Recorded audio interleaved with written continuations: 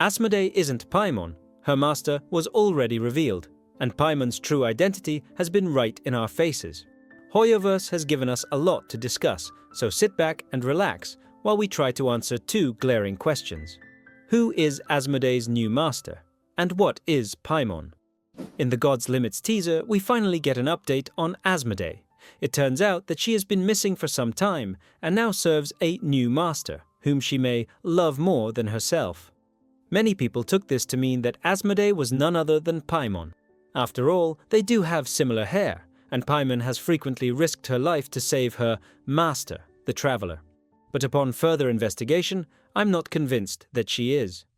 If Asmoday were Paimon, the Shades wouldn't need to search for her, nor would they need to speculate about why she hasn't returned. After all, Ronova saw both Paimon and the Traveler during her meeting with Mavwika.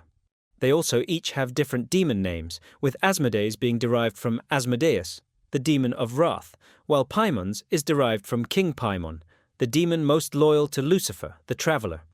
But if Asmoday isn't Paimon and the Traveler isn't her master, who could it possibly be? Well, I think Hoyo revealed that answer back in version 1.0.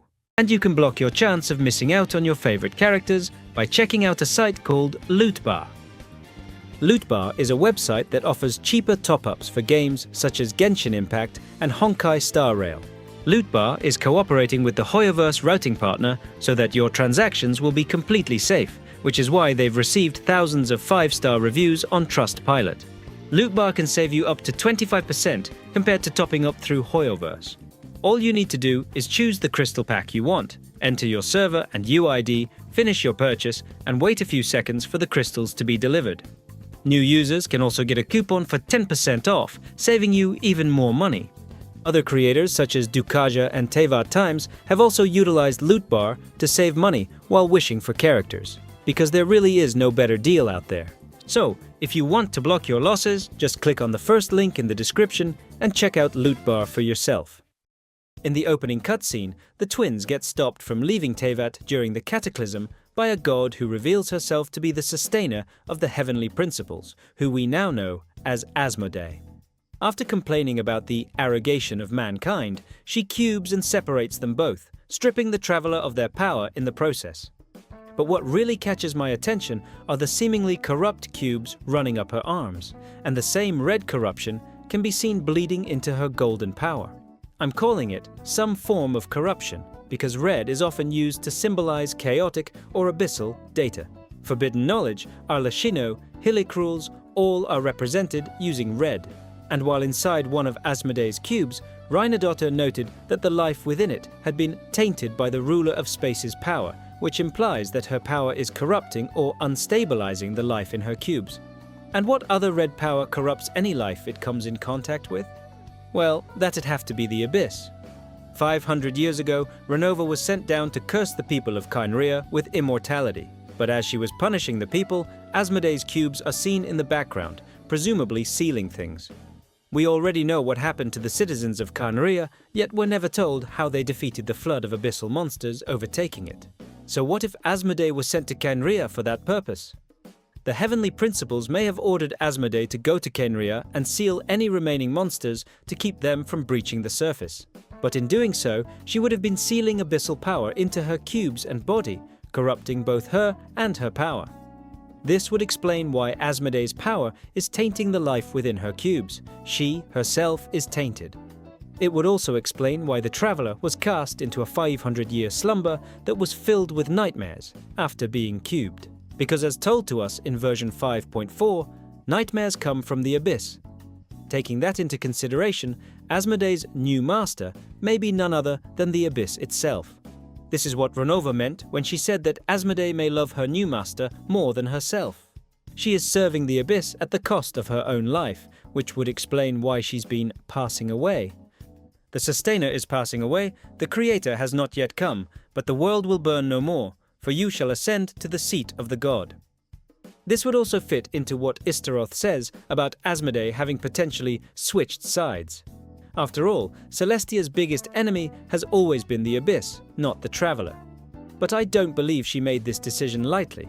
Perhaps serving the Abyss was the only way she could break the shackles placed on her by the heavenly principles, just as the angels broke their shackles with illusions brought by the invaders. After all, we saw what happened when Renova tried to deviate from the path carved by the heavenly principles, and Istaroth says it may do more harm than good to find her. Will the Abyss be enough to protect Asmoday when the heavenly principles awaken? I guess we'll just have to wait and see. So Asmoday isn't Paimon, that much is clear. But if not Asmoday, who or what is Paimon? Following the release of the Song of the Welkin Moon teaser, my previous theory about Paimon being the new moon was disproven. That being said, I still believe that Paimon has a connection to the moons, Celes, and Celestia. In the God's Limit teaser, we finally got to see what each of the shades look like, and oddly enough, Paimon shares design similarities with all of them. She has a halo like Istaroth, stars like Asmoday, hair like Naberius, and she's previously been depicted with wings, like Renova. Paimon also has a triquetra on her outfit like the other shades, except hers is flipped, and the metal pieces of her outfit look similar to the shapes seen on celestial nails. But even more suspicious than her connections to the shades are her connections to the being that created them, the Primordial One. In addition to their shared shade connections, both Paimon and the Primordial One have many other similarities. For starters, both are tied to the moons. After defeating the Dragon Sovereigns and usurping Tevat, the Primordial One gained control of the three moons and now ruled their radiance. And if we take a look at Paimon's cape, we can see three radiant moons surrounded by stars. Speaking of stars, both Paimon and the Primordial One have special connections to fate. The Primordial One created the fate system via Irminsul as a way of controlling the line on Tevat. As the creator of fate, the Primordial One should presumably be above it, being in control of their own fate despite being the one who created the system. And despite being bound to Irminsul and its changes, Paimon's fate is unreadable due to inference, which may have something to do with the constellations she spits out. Both Paimon and the Primordial One have also been depicted with wings and a crown. And during Genshin's closed beta, she was shown wielding a staff with a wing-like tip. Looking at everything laid out together, I find it improbable that Paimon isn't connected to the Primordial One in some way. But rather than being the Primordial One itself, Paimon may be a fragment of it, or rather, a manifestation of what it once was. When the Primordial One first created humanity, Celestia and its envoys openly communicated with the people, and, as long as they were happy, it too rejoiced. But, in time, invaders descended from beyond the firmament, bringing with them destruction, overturning rivers, spreading plagues.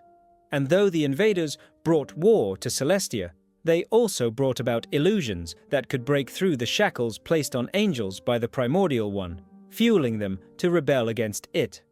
But the Primordial One, consumed by fear for the rising tide of delusions and breakthroughs, sent down celestial nails to heal the land, laying waste to Tevat. It then exiled the Celes and cursed them as punishment, before cutting off all communication with humanity. In other words, although a once loving god, the Primordial One grew angry with humanity's disobedience and has since then cut off any communication with them, only intervening when necessary for their survival. With that in mind, Paimon may be a manifestation of the Primordial One's loving nature, a side it repressed to do what has to be done to protect Tevat from potential threats, just like our otherworldly space girl, Skirk. In Skirk's story quest, we're introduced to a strange, Seelie-like creature that guides the traveler through Skirk's inner world, which has become rundown as a result of her repressed emotions. When Sir Talogi first began training Skirk, he told her that if she could not someday kill him, he would return and destroy everything she ever loved, which would fuel her to grow stronger. To avoid any potential pain the loss would bring, Skirk began repressing her emotions and distancing herself from others to avoid growing attached. Those repressed emotions manifested into the creature that's been guiding the traveler through Skirk's inner world. After Skirk got hurt and weakened in a fight, it broke free from her mind to contact the traveler for help. When they finally come face to face with Skirk, the creature confronts her and, with the help of the traveler, convinces her to embrace her repressed feelings of love and joy. The journey ends with Skirk and the creature merging, healing her inner world and giving her a new perspective on what it means to be strong. But if you were to retell this story with different characters, it could explain Paimon's existence. To shield itself from the pain of humans being lost to the abyss, the Primordial One began repressing its emotions of love and joy, which eventually manifested as Paimon. After the Primordial One got hurt and weakened during the Cataclysm, Paimon was able to break free from its mind and was eventually found by a traveler, whom she is now leading through the Primordial One's world. When the traveler and Paimon finally come face to face with the Primordial One, Paimon may need to convince it to merge with her, sharing her accumulated knowledge and experiences with it. In doing so, the Primordial One would gain a newfound care for the creatures it once hurt. They would merge to become a god of reason, a god of love, a god for humanity. Post-video syncs here. I know that was a lot of information, so let's do a quick recap. In short, I believe that Asmoday's new master is the Abyss, and it is actively corrupting and killing her as she serves it. Paimon may be a manifestation of the Primordial One's suppressed love for humanity, similar to the manifestation of the repressed emotions Skirk had to embrace to become stronger. This may also be why Paimon is completely immune to abyssal corruption. She isn't actually living, at least not in the typical sense. But if not a manifestation of the Primordial One's power, Paimon could simply be a fragment of the Primordial One, similar to how Venti is a fragment of Istaroth. And while on the topic of Paimon, her connection to the Primordial One may also explain the person who sends our in-game mail. Although we receive some mail from the Paimon we travel with, we also receive mail from the acronym Paimon. In Sumeru, we can find and fight Asimon, otherwise known as the algorithm of semi-intransient matrix of Overseer network, which was created by King Deshret and contained a part of his will. Taking that into consideration, the acronym Paimon may stand for Primordial Algorithm of Semi-Intransient Matrix of Overseer Network, which may be another title for the Heavenly Principles, if not Paimon herself. Taking a step back, I also wanted to point out that the Primordial One may also have a flipped triquetra. In Honkai Impact 3rd, the triquetra is used to symbolize the imaginary. With that in mind, Paimon triquetra may be flipped because she's the manifestation of a sleeping god in a waking world. This may also be why Paimon has a rainbow string that extends beyond the sky itself. Her source is beyond the dream bubble. Or it may even be the opposite. Tevat may be a dream, and the Primordial One may be the only person who's awake. But what do I know? These are just my outlandish speculations. Thank you for watching. If you enjoyed it, please consider leaving a like and/or subscribing. I hope you all have a great rest of your days, evenings, and nights. See you in the real world.